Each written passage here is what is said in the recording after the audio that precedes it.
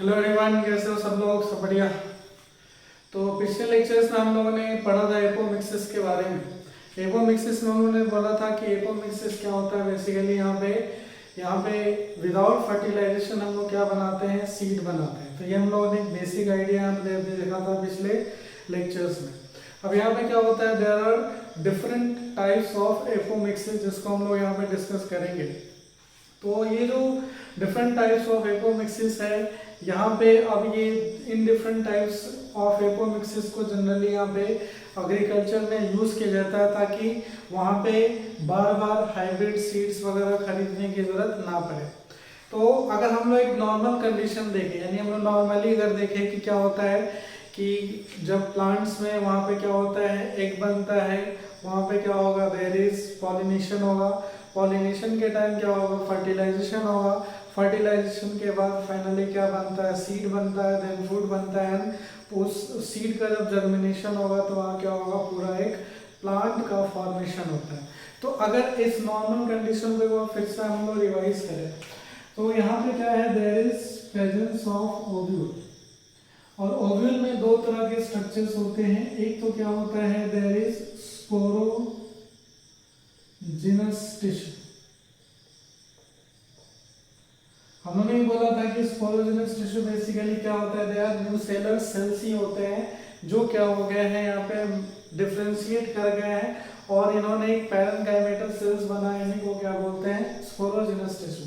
यही sporogenous tissue आगे जाके क्या फॉर्म, किसमें ट्रांसफॉर्म हो जाता है, मेगास्पोर में। और जो दूसरा स्ट्रक्चर ओव्यूल में होता है इसको हम लोग क्या बोलते हैं, न्यूसेलस।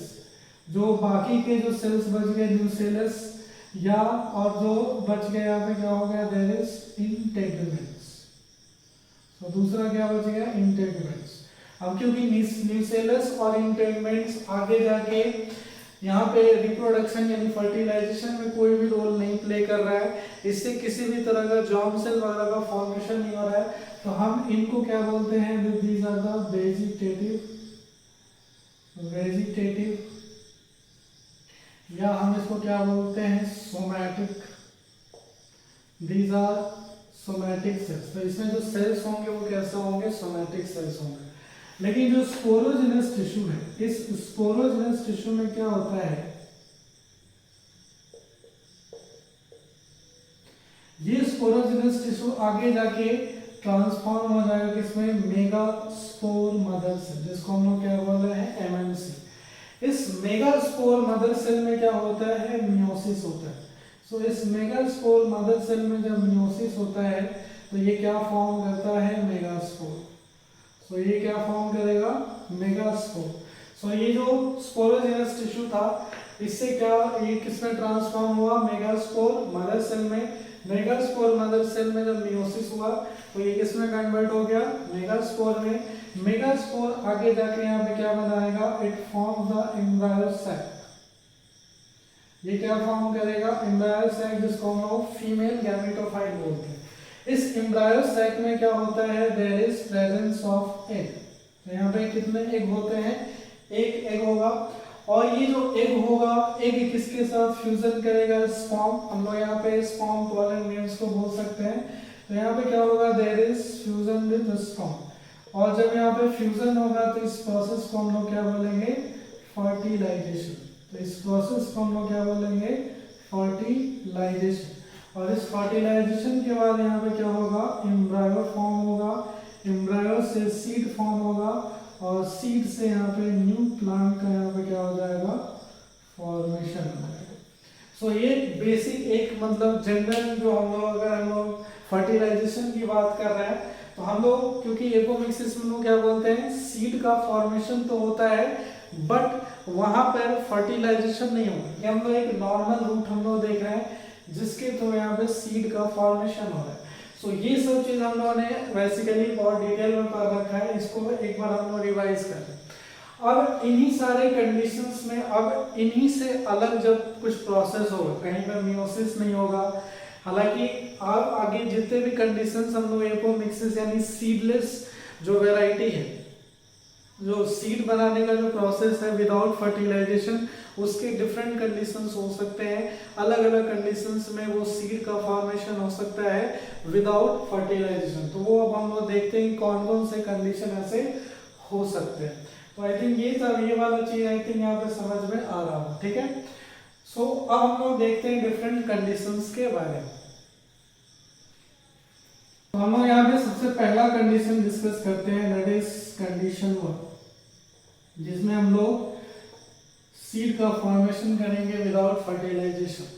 सो कंडीशन 1 में क्या होगा, जैसे हमारे पास क्या है, there is presence of sporogenous tissue. तो यहाँ पे क्या प्रेजेंट है, स्पोरोजिनस टिश्यू प्रेजेंट है।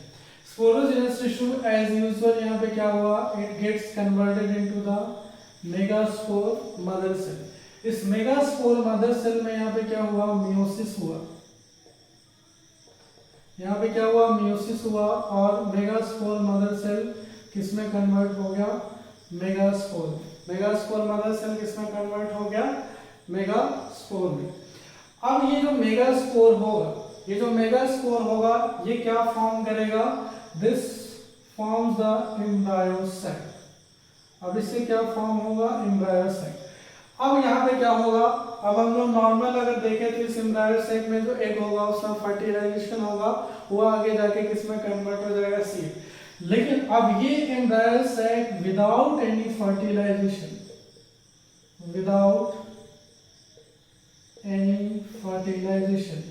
and it gets converted into the new embryo। और ये जो एम्ब्रायो होगा ये आगे जाके किसमें कन्वर्ट हो जाएगा, सीड वगैरह। समझ में आ रहा है। हम लोग यहाँ पे किसी भी फर्टिलाइजेशन को, यानी ये कंडीशन हो सकता है जिसमें स्पोरोजिनस टिश्यू तो ऐसा हुआ, यहाँ पे एम्ब्रायो साइट, यहाँ पे क्या हुआ, एम्ब्रायो साइट फॉर्म तो हुआ लेकिन वहाँ पे कोई भी फर्टिलाइजेशन नहीं हुआ। यही एम्ब्रायो साइट आगे जाके किसमें कन्वर्ट हो गया, एम्ब्रायो में, और वो एम्ब्रायो आगे जाके किसमें डेवलप हो गया, सीड में। अब ये जो प्रोसेस है जिसमें embryo site directly gets converted into the embryo without the fertilization, and वही एम्ब्रायो आगे जाके क्या बना रहा है, सीड बना रहा है। सो इस प्रोसेस को हम लोग क्या बोलते हैं, इस पूरे प्रोसेस को, इस तरह से यहाँ पे जो फॉर्मेशन हुआ है, इसी प्रोसेस को हम लोग क्या बोलते हैं, दिस इज, अगर इस तरह से कोई प्रोसेस होगा तो हम इसको बोलेंगे नॉन रिकरेंट एपोमिक्सिस, या हम इसको बोलते हैं haploid parthenogenesis.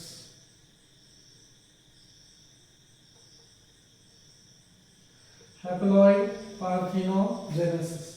So non recurrent apomixis, या हम इसको बोलते हैं हैप्लॉइड पार्थिनोजेनेसिस। अब यहाँ पे इस टर्म को देख रहे हो कि नॉन रिकरेंट एपोमिक्सिस को क्यों बोल रहे हैं। एपोमिक्सिस तो समझ में आ रहा है क्योंकि सीड का फॉर्मेशन विदाउट फर्टिलाइजेशन हो रहा है।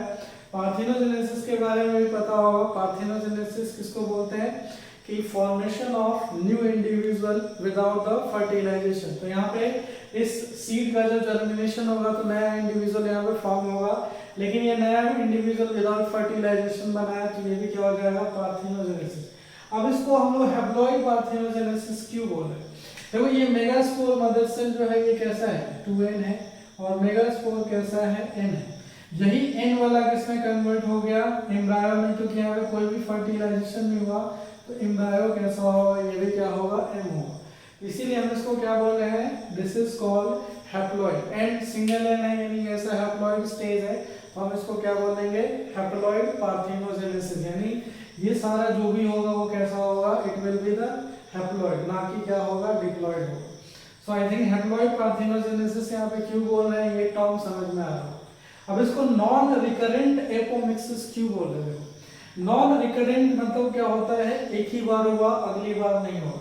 अब देखो यहाँ पे नॉन रिकरेंट एपोमिक्सिस इसीलिए बोल रहे हैं क्योंकि यहाँ पे जो भी प्रोड्यूस होगा वो कैसा होगा, इट इज द हैप्लॉइड, और इस हैप्लॉइड वाले इंडिविजुअल का कैपेबिलिटी नहीं होगा कि नेक्स्ट जनरेशन में ये फिर से ये सारा साइकिल यहाँ पे चला सके। इसीलिए हम इसको क्या बोलते हैं, नॉन रिकरेंट एपोमिक्सिस, और इसको हम बोलते हैं हैप्लॉइड पार्थिनोजेनेसिस। अब यहाँ पे देख रहे हो कि यहाँ पे एक बार प्रोसेस होगा, अगली बार ये प्रोसेस खत्म हो जाएगा। तो ऑब्वियसली इस तरह का तुमको प्लांट जनरली नेचर में बहुत ही कम मिलेगा। इसके वैसे कोई एग्जांपल्स है नहीं, बस तुमको यहाँ पे ध्यान रखना है कि हैप्लॉइड पार्थिनोजेनेसिस या नॉन रिकरेंट एपोमिक्सिस किसको बोलते हैं, समझ में आ रहा है। तो यहाँ पे नॉन रिकरेंट एपोमिक्सिस या हैप्लॉइड पार्थिनोजेनेसिस का मतलब क्या हुआ, यहाँ पे मियोसिस तो होगा बट फर्टिलाइजेशन नहीं होगा। सीड के फॉर्मेशन में मियोसिस तो हो रहा है बट फर्टिलाइजेशन यहाँ पर नहीं हो रहा है। और यही हम लोगों ने देखा था डेफिनेशन ऑफ एपोमिक्सिस में कि मियोसिस हो सकता है लेकिन फर्टिलाइजेशन कभी भी वहां पर देखने को नहीं मिलेगा। तो यहाँ पे समझ में आ रहा है कि हैप्लॉइड पार्थिनोजेनेसिस आइडिया लगा लोगे। अगर क्वेश्चन में दे रखा है कि हैप्लॉइड पार्थिनोजेनेसिस का मतलब क्या हो गया, तो यहाँ पे क्या हो गया, embryo sac directly gets converted into the embryo, और यहाँ पे कोई भी फर्टिलाइजेशन नहीं हो रहा है। और इस एम्ब्रायो सैक बनेगा कैसे, by the process of meiosis. Meiosis किसमें होगा, मेगास्पोर मदर सेल। अब आगे जब आगे के कंडीशन देखोगे तो ऑटोमेटिकली ये तुमको समझ में आ जाएगा, क्योंकि अब आगे के कंडीशन में कहीं भी मियोसिस तुमको देखने को नहीं मिलेगा। मियोसिस बस इसी टाइप के एपोमिक्सिस में तुमको देखने को मिलेगा। अब आगे जितने भी कंडीशंस हम लोग देखेंगे, क्योंकि हम लोग सारा एपोमिक्सिस का कंडीशन देख रहे हैं, तो ऑब्वियसली फर्टिलाइजेशन तो नहीं होगा, वहां पे मियोसिस भी नहीं होगा। यहाँ पे मियोसिस तो हो रहा है, अब आगे मियोसिस भी यहाँ पर नहीं होगा, ठीक है। सो आई थिंक ये वाला कंडीशन 1 क्लियर है। नेक्स्ट हम लोग यहाँ पे देखते हैं दैट इज कंडीशन 2। कंडीशन 2, अब यहाँ पे कंडीशन 2 में क्या होगा, यहाँ पे भी हम लोग स्पोरोजेनस टिश्यू की बात कर रहे हैं। यहाँ पे भी हम लोग किसकी बात कर रहे हैं, स्पोरोजेनस टिश्यू की बात कर रहे हैं। स्पोरोजेनस टिश्यू एज यूजुअल किसमें कन्वर्ट हो जाएगा, मेगास्पोर मदर सेल। और मेगास्पोर मदर सेल कैसा है, डिप्लॉइड। अब ये मेगास्पोर मदर सेल में क्या होगा, मेगास्पोर मदर सेल में कहीं भी मेयोसिस नहीं होगा, और ये megaspore directly gets converted into the embryo sac. और ये डायरेक्टली किसमें कन्वर्ट हो जाएगा, embryo sac. Embryo sac is also diploid, क्योंकि यहाँ पे मेयोसिस हो नहीं रहा है, so it gets directly converted into the embryo sac. और इस एम्ब्रायो सैक में without any fertilization, without any fertilization ये किसमें कन्वर्ट हो जाएगा, एम्ब्रायो में। और एम्ब्रायो से आगे जाके किसका फॉर्मेशन हो जाएगा, सीड का फॉर्मेशन हो जाएगा। तो अब डिफरेंस समझ में आ रहा है कंडीशन 1 एंड कंडीशन 2 में। कंडीशन 1 में मेगास्पोर मदर सेल से मेगास्पोर बनने का जो प्रोसेस था, वहां पे क्या हुआ, मियोसिस नहीं हुआ। यहाँ पे हम लोग मियोसिस हो रहा था, यहाँ पे कहीं भी मियोसिस देखने को नहीं मिल रहा। तो अगर ऐसा कंडीशन तुमको मिलता है, इस प्रोसेस को हम लोग क्या बोलते हैं, देखो यहाँ पे सारा डिप्लॉइड ही, सब क्या है, डिप्लॉइड, सब क्या है, डिप्लॉइड। सो इस प्रोसेस को हम लोग क्या बोलते हैं, दिस इज कॉल्ड डिप्लोस्पोरी। डिप्लोस्पोरी मतलब डिप्लॉइड स्टेज के बारे में बोल रहे हैं, क्योंकि यहाँ पे फाइनली जो एम्ब्रायो फॉर्म हुआ डिप्लॉइड है, तो हम इसको बोलते हैं डिप्लॉइड पार्थिनोजेनेसिस। क्योंकि यहाँ पे फर्टिलाइजेशन इन्वॉल्व नहीं है, तो हम इसको क्या बोलते हैं, डिप्लॉइड पार्थिनोजेनेसिस। और हम इसको क्या बोलेंगे, this is called recurrent apomixis.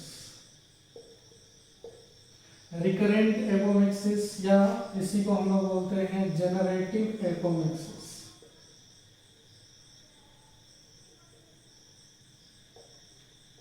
Recurrent apomixis या जनरेटिव एपोमिक्सिस बोलने की समझ में आ रहा है, क्योंकि ये जो डिप्लॉइड है ये सारा भी क्या है, ये भी क्या है, डिप्लॉइड है। तो सारे डिप्लॉइड फिर से ये बार बार ये प्रोसेस कंटिन्यू हो सकता है। सो ये बार बार यहाँ पे सीड का फॉर्मेशन हो सकता है। ये वाला कंडीशन तुम्हारे एनसीईआरटी में यहाँ पे मेंशन कर रखा है।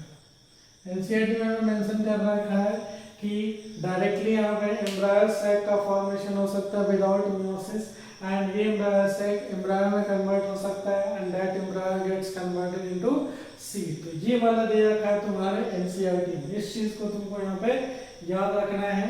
और ये जो होता है ये तुमको कहाँ पर जनरली देखने को मिलता है, it is found in the पार्थिनियम। Mainly grasses वगैरह में देखने को मिलता है। पार्थिनियम एक ग्रास है, एंड देन देयर इज टेरेक्सम। सो इन दोनों प्लांट्स में तुमको ये देखने को मिलेगा, दैट इज डिप्लॉयड पार्थेनोजेनेसिस या रिकरेंट एपोमिक्सिस या जनरेटिव एपोमिक्सिस, ठीक है।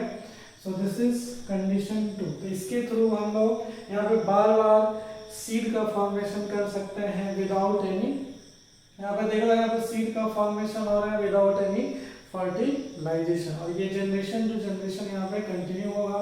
इस सीड का जब जर्मिनेशन होगा नया प्लांट फॉर्म होगा, फिर से स्पोरोजेनस टिश्यू फॉर्म होगा, फिर से मेगास्पोर मदर सेल, फिर से ये कंटिन्यू प्रोसेस चलता रहेगा। इसी को इसको क्या बोलते हैं, रिकरेंट, या इसी को हम लोग बोलते हैं जनरेटिव। क्लियर है। सो कंडीशन 2 कंडीशन 1 में डिफरेंस समझ में आया। कंडीशन 1 उतना इंपॉर्टेंट नहीं है, कंडीशन 2 इंपॉर्टेंट है क्योंकि ये तुम्हारे एनसीईआरटी में दे रखा है, ठीक है। नेक्स्ट हम लोग चलते हैं कंडीशन 3 की तरफ। नेक्स्ट हम लोग चलते हैं दैट इज कंडीशन 3। नेक्स्ट हम लोग चलते हैं कंडीशन 3 की तरफ। अब कंडीशन 3 में क्या होगा, अभी तक हम लोगों ने कंडीशन 1 एंड कंडीशन 2 में स्पोरोजेनस टिश्यू को कंसीडर किया था। अब हम लोग यहाँ पे स्पोरोजेनस, क्योंकि वहाँ पे जर्म सेल वगैरह बनाता है, अब यहाँ पे जो सोमैटिक सेल है उसके थ्रू भी यहाँ पे सीड का फॉर्मेशन हो सकता है। ये भी कुछ कुछ प्लांट्स में मिलता है। तो यहाँ पर हम लोग जो ले रहे हैं that is the nucellar cells, ये भी तुम्हारे एनसीईआरटी में यहाँ पे दे रखा है। सो जो न्यूसेलर सेल्स होता है, ये न्यूसेलर सेल्स क्या होगा, without any meiosis it gets converted into the embryo sac. तो ये किसमें कन्वर्ट हो जाएगा, एम्ब्रायो सैक। तो ये nucellar cell gets converted into embryo sac. Embryo sac में क्या है, there is presence of egg, और ये जो एग होगा, एग विदाउट एनी फर्टिलाइजेशन, ये जो एग होगा देयर इज नो फर्टिलाइजेशन, और ये किसमें कन्वर्ट हो जाएगा, एम्ब्रायो में, and embryo gets converted into the seed. So इस तरह से अभी यहाँ पे सीड का फॉर्मेशन हो रहा है विदाउट एनी फर्टिलाइजेशन। और इस तरह के एपोमिक्सिस को हम लोग क्या बोलते हैं, दिस इज कॉल्ड वेजिटेटिव और सोमैटिक एपोमिक्सिस। वेजिटेटिव और सोमैटिक एपोमिक्सिस, या हम इसको क्या बोल सकते हैं, this is called apospory. So this is called apospory, हम इसको क्या बोलते हैं, एस्पोरी। सो यहाँ पे न्यूसेलर सेल्स जो होते हैं, न्यूसेलर सेल्स क्या है, दे आर वेजिटेटिव या सोमैटिक सेल्स। तो इसके थ्रू यहाँ पे एपोमिक्सिस हो रहा है, तो हम इसको क्या बोलते हैं, एपोस्पोरी। सो ये भी तुम्हारे एनसीईआरटी में यहाँ पे दे रखा है, तो ये भी तुम्हारे लिए इंपॉर्टेंट है। सो कंडीशन 2 एंड कंडीशन 3 इंपॉर्टेंट है, इसको जरूर यहाँ पे ध्यान रखना। ये जो इस तरह का जो है वेजिटेटिव या सोमैटिक एपोमिक्सिस, इसको सबसे पहले डिस्कवर किया गया था। So it was discovered in Hieracium plant. इसको डिस्कवर किया गया था Hieracium plant by the person, और इस पर्सन का नाम क्या था, रोजनबर्ग। तो एक तो एग्जांपल तुमसे अगर तुमसे पूछ दे कि सोमैटिक या वेजिटेटिव एपोमिक्सिस कहाँ पर मिलेगा, तो ये तुमको हायरेसियम में मिलेगा। और जो दूसरी एग्जांपल है, जैसे इसका एक एग्जांपल है रैननक्यूलस, रैननक्यूलस प्लांट, रूबस प्लांट। सो ये भी इसके एग्जांपल्स है। तो यहाँ पर मेनली 3 एग्जांपल है, हायरेसियम हो गया, रैननक्यूलस हो गया, रूबस हो गया। हायरेसियम इसको डिस्कवर किया गया था by the person called Rosenberg. So ये है कंडीशन थी जहाँ पे सीड का फॉर्मेशन किसके थ्रू हो रहा है, न्यूसेलर सेल से विदाउट एनी फर्टिलाइजेशन। और लास्ट हम लोग देखते हैं that is the condition number 4। जो नेक्स्ट कंडीशन है दैट इज कंडीशन 4। कंडीशन 4 इसमें क्या होगा, यहाँ पे या तो न्यूसेलर सेल हो सकता है, न्यूसेलर सेल्स, या यहाँ पे इंटेगुमेंटेड सेल्स भी हो सकते हैं, इंटेगुमेंटेड sales.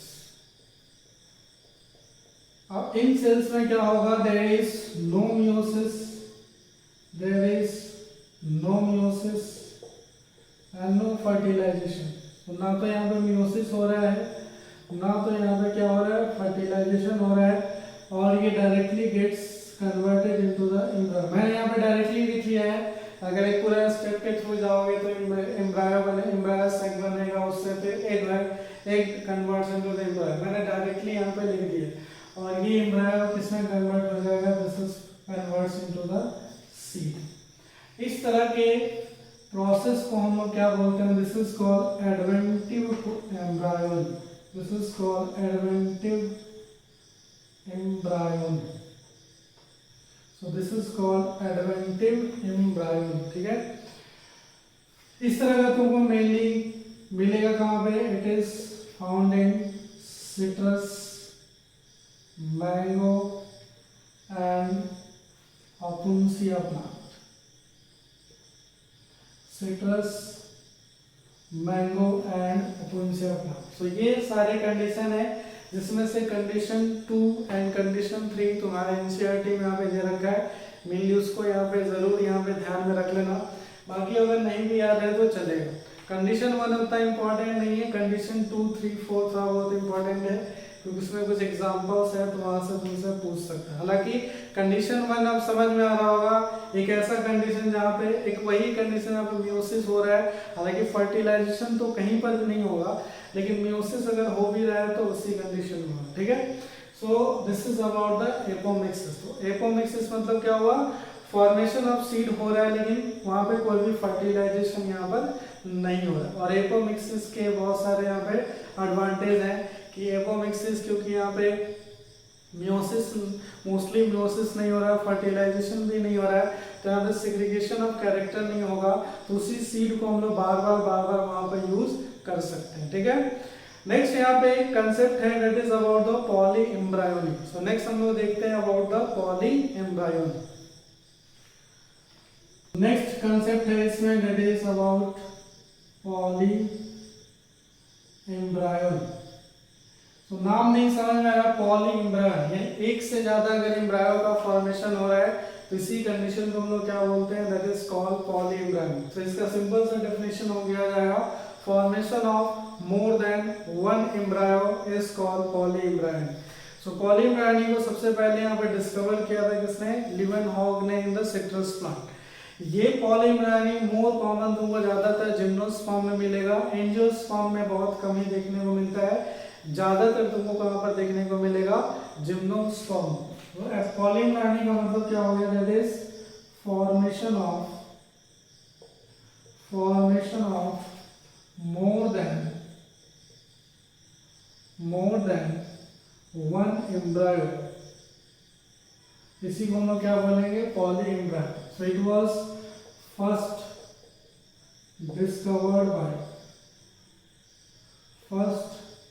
discovered by Leeuwenhoek in citrus plant.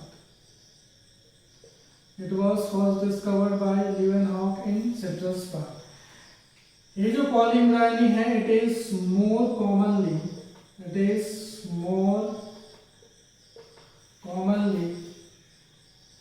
found in gymnosperms. Gymnosperm में तुमको ये ज्यादातर देखने को मिलेगा। उसके बाद it is found in some of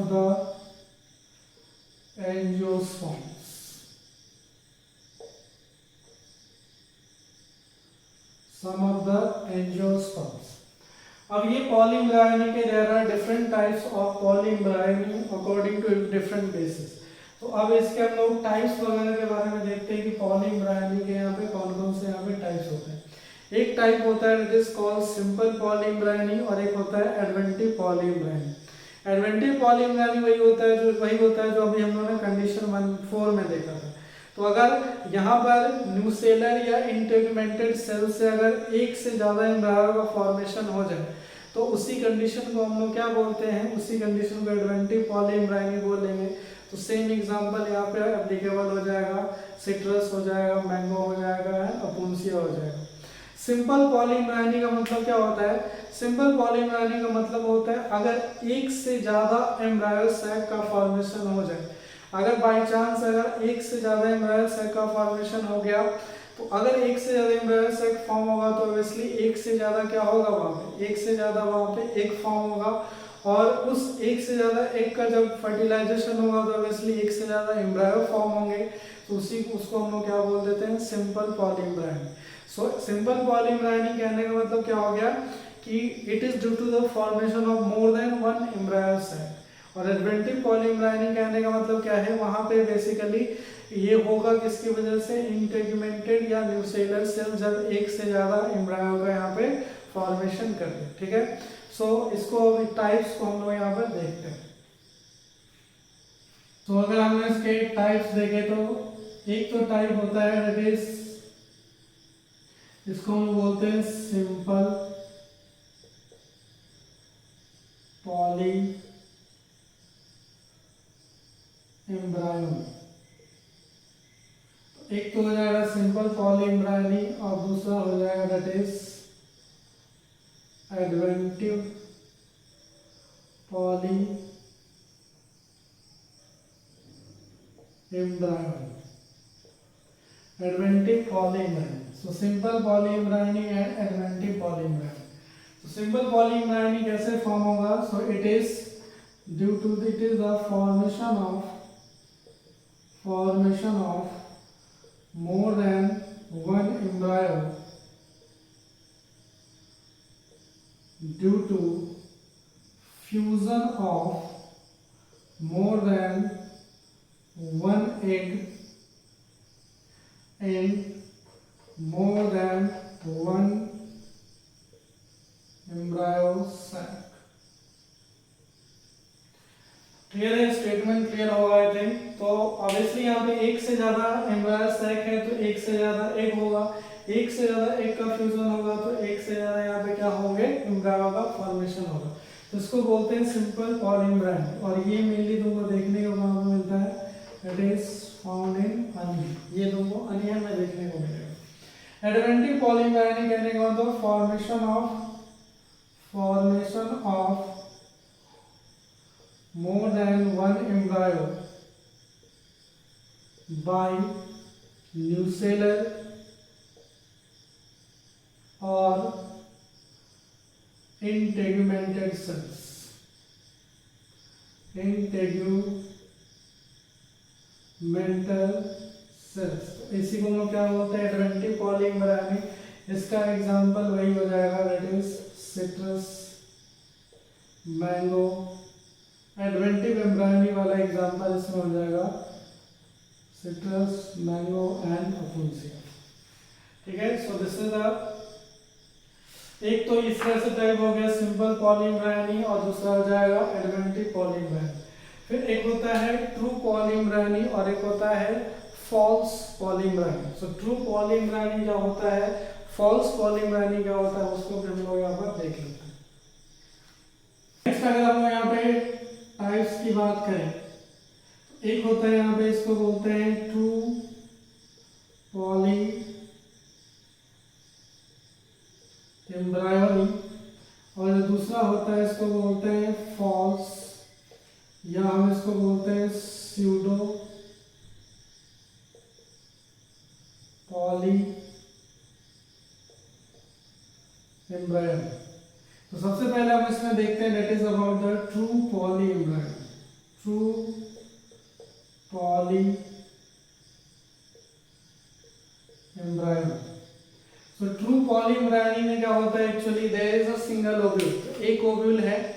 अब इस एक ओव्यूल में क्या होगा? एक ओव्यूल में अगर एक से ज्यादा वहां पे क्या हो जाए? एम्ब्रायो का फॉर्मेशन हो जाए। एक ओव्यूल है तो एक ही एम्ब्रायो सैक है वहां पे, तो वहां पे एक ओव्यूल में एक एम्ब्रायो सैक है और उसी एक एम्ब्रायो सैक होगा तो ऑब्वियसली एक एग फॉर्म होगा, और एक एग से वहां पे ऑब्वियसली एक एम्ब्रायो जनरली बनना चाहिए, लेकिन ऐसा अगर नहीं होगा तो वही कंडीशन हम यहाँ पर देख रहे हैं। सो सिंगल ओव्यूल में सिंगल एम्ब्रायो सैक है, उससे अगर एक से ज्यादा एम्ब्रायो का फॉर्मेशन हो जाए तो हम उसको क्या बोलेंगे? That is true polyembryony. So true polyembryony is formation of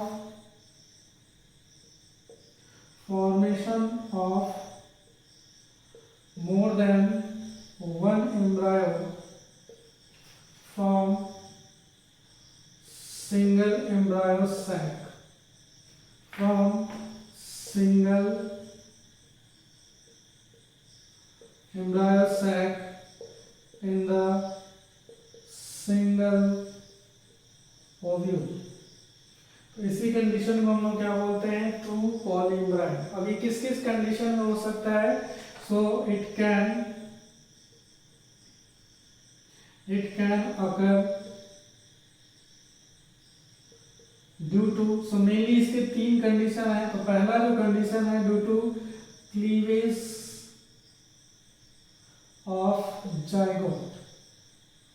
अब यहाँ पे क्या हो, अगर मान लो यहाँ पे एक और पॉलन ग्रेन के बीच यहाँ पे क्या हुआ, फ्यूजन हुआ, उससे जो जाइगोट फॉर्म हुआ, उस जाइगोट में क्लीवेज हो गया। वो क्लीवेज के कारण वो दो डिफरेंट पार्ट्स में डिवाइड हो गया।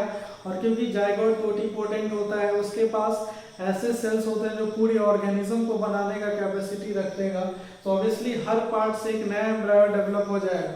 सो अगर यहाँ पे क्लीवेज ऑफ जाइगोट के कारण यहाँ पे एम्ब्रायो फॉर्म, एक से ज्यादा एम्ब्रायो फॉर्म हो सकता है। तो इसका जैसे ये तुमको जनरली देखने को मिलेगा कहाँ पे, it is found in lily and tobacco, lily and tobacco. दूसरा कंडीशन क्या है, दैट इज फ्यूजन ऑफ, यहाँ पे मेनली क्या होता है, दो मेल गैमेट आ रहा है। सो एक मेल गैमेट से यहाँ पे क्या, एक मेल गैमेट जाके तो एग को फ्यूजन कर रहा है, यानी वहां पे एक जो मेल गैमेट होगा वो एग को फ्यूज ना करके वहां पे सिनर्गिड्स को फ्यूज करे। सो फ्यूजन ऑफ यहाँ पे यहाँ पे स्पॉन्स मतलब पॉलन ग्रेन समझ लो। सो इट इज, यहाँ हम इसको सिंपली इसको लिख सकते हैं, that is fertilisation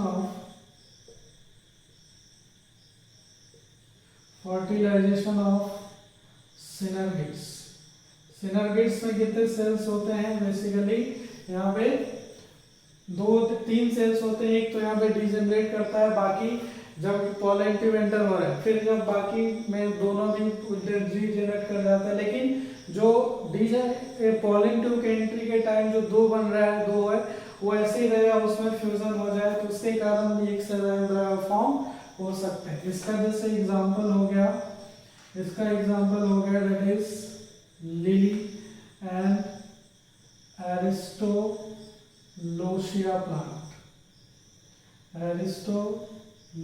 plant. So ये दो, तो एक तो कंडीशन ये हो गया क्लीवेज ऑफ जाइगोट, एक हो गया दूसरा कंडीशन फर्टिलाइजेशन ऑफ सिनर्गिड्स। एक और कंडीशन हो सकता है कि एंटीपोडल्स का फर्टिलाइजेशन हो जाए।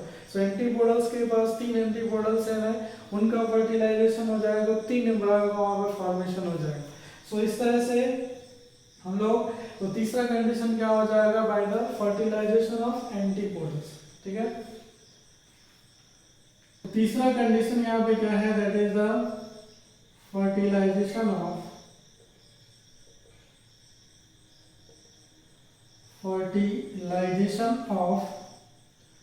Antipodals.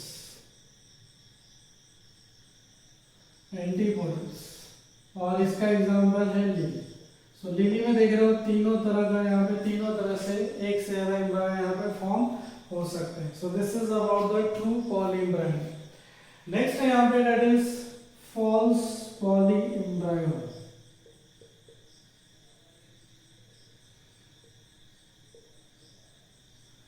False polyembryo is nothing but this is the simple polyembryo. जो हम लोगों ने अभी सिंपल पॉलीम्ब्रायो देखा था, उसमें हम लोगों ने क्या बोला था कि सिंपल पॉलीम्ब्रायो में क्या होता है, एक से ज्यादा एम्ब्रायो सेक फॉर्म हो रहा है, जिसके कारण एक से ज्यादा एग का फ्यूजन हो रहा है। और वो जो एम्ब्रायो सेक का फॉर्मेशन होगा किसमें होगा, ओव्यूल में ही होगा। तो एक सिंगल ओव्यूल है, उसी में क्या हुआ, यहाँ पे फॉर्मेशन हो गया। तो यहाँ पे हम लोग बोल सकते हैं there is formation of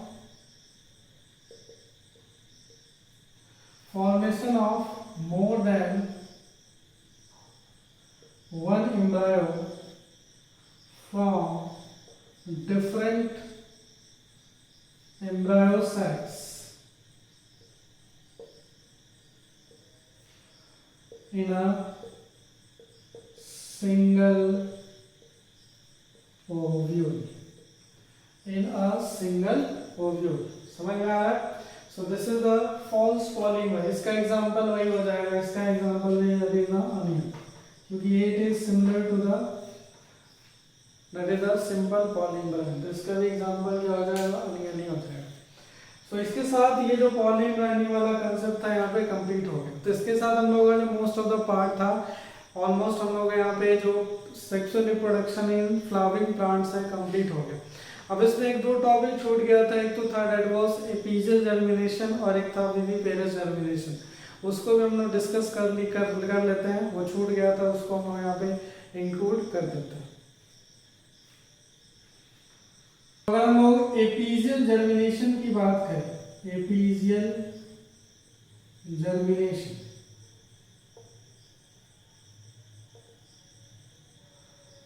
एपिजियल germination just opposite किसका होगा? हाइपोजियल जर्मिनेशन का। तो अगर एपिजियल जर्मिनेशन को अगर उसका अपोजिट बोले तो हाइपोजियल जर्मिनेशन में हम लोग क्या बोल रहे थे? हाइपोजियल जर्मिनेशन में क्या हो रहा था? हाइपोजियल जर्मिनेशन में जो कॉटिलीडन था that is remain below the soil.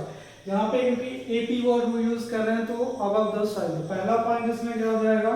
It is cotyledons remain above the soil, above the soil। फिर एक हाइपोजियल जर्मिनेशन में बोला था हम लोगों ने कि हाइपोजियल जर्मिनेशन जो होगा वो बेसिकली एपिकोटाइल के एक्सेसिव ग्रोथ के कारण होगा, जबकि यहाँ पे जस्ट अब एपिकोटाइल का अपोजिट क्या हो जाएगा? हाइपोकोटाइल। तो यहाँ पे क्या होगा? It is due to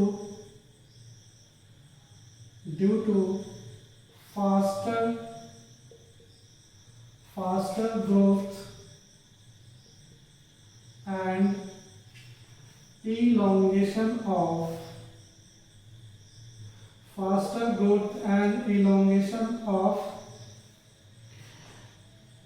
hypocotyle, faster growth and elongation of hypocotyle। So that is the apical germination। Hypogeal germination में बोला था it is mostly found in the monocots. ये तुमको मोस्टली मिलेगा किसमें? डाइकॉट्स में। So it is mostly found in dicots such as mustard, castor, beans, groundnut, cotton, capsula and tamarind। तो इन सारे प्लांट्स में जो जर्मिनेशन हमको देखने को मिलेगा कैसा मिलेगा? एपिजियल जर्मिनेशन। तो एपिजियल जर्मिनेशन जस्ट अपोजिट है हाइपोजियल जर्मिनेशन। तो यहाँ पे अगर तुमको एक याद है तो दूसरा ऑटोमेटिकली याद हो जाएगा, लेकिन बस यहाँ पे एग्जांपल्स तुमको थोड़ा बहुत यहाँ पे याद करना पड़ेगा। सो ये थोड़ा सा काम आसान हो गया है। एग्जांपल बस एक याद कर लो और उसका जस्ट अपोजिट कर दो, तो दूसरे के लिए या तो हाइपोजियल याद कर लो या तो एपोजियल याद कर लो, और फिर दोनों के एग्जांपल्स ऑब्वियसली तुमको यहाँ पे याद करना पड़ेगा। तीसरा जो होता है that is the viviparous germination. Viviparous germination actually ये खासकर तुमको मैंग्रोव वेजिटेशन में मिलेगा। मैंग्रोव वेजिटेशन बेसिकली कैसा होता है? जो वैसे प्लांट्स जो सॉल्टी और सलाइन एरिया, मडी एरिया जो होता है, मडी एरिया मतलब जो दलदल इलाका होता है उसमें वो ज्यादातर देखने को मिलता है। तो वैसे जगहों पे जो प्लांट्स मिलते हैं उनको बोलते हैं मैंग्रोव वेजिटेशन। उसका जैसे एग्जांपल है राइजोफोर्स। तो उसके वो उसमें खास करके देखने को मिलता है that is the viviparous germination. Next हम लोग यहाँ पे देखते हैं that is the viviparous germination.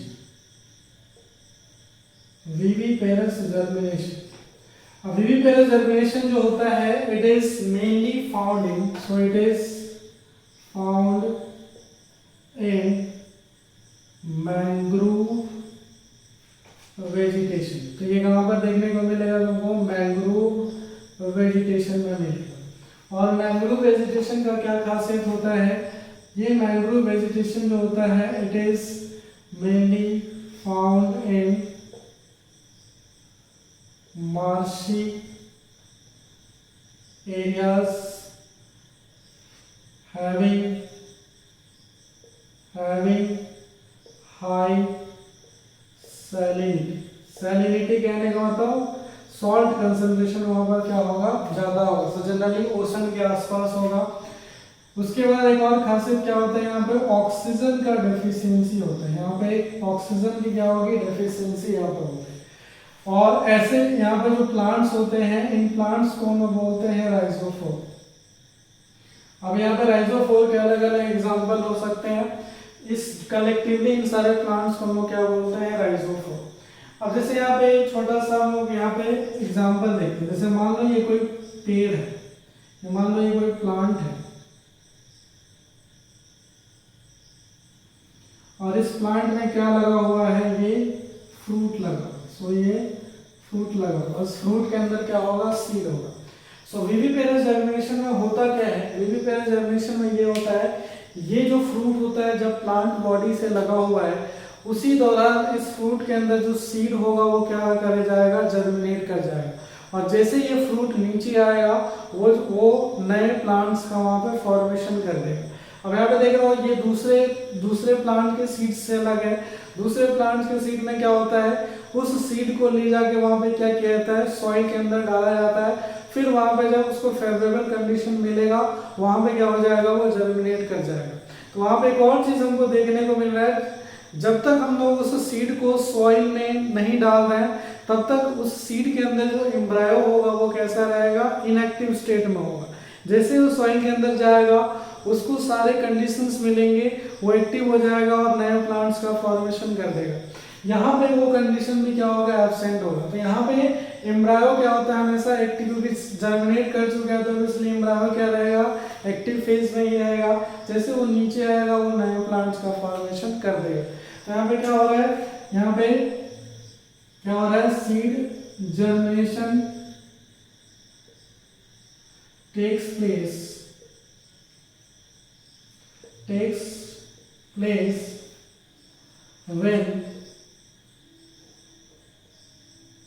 when fruit is still on the plant।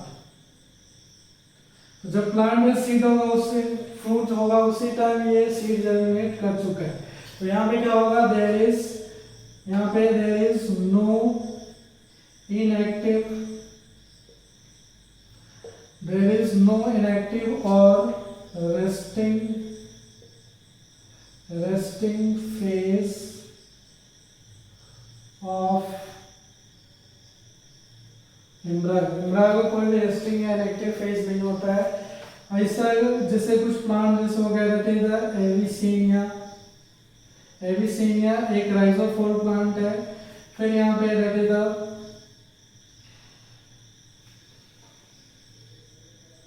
ये कुछ यहाँ पे एग्जाम्पल है। वैसे और सारे एग्जाम्पल मिल जाएगा, ज्यादा वैसे एग्जाम्पल यहाँ पे इम्पोर्टेंट है नहीं। सो इसमें एक और एग्जाम्पल यहाँ पे नोट कर सकते हो, सोरेंसिया प्लांट। तो ये दोनों एग्जाम्पल यहाँ पे इसके हैं। तो इस दोनों प्लांट में तुमको क्या मिलेगा? विविपेरस जर्मिनेशन देखने को मिलेगा। So viviparous germination I think clear होगा। सो इसके साथ हम लोग का जो sexual reproduction in flowering plant है कंप्लीट हो गया। ठीक है। सो आई थिंक यहाँ पे डाउट वाउट होगा तो फिर यहाँ पे हम लोग देख लेंगे।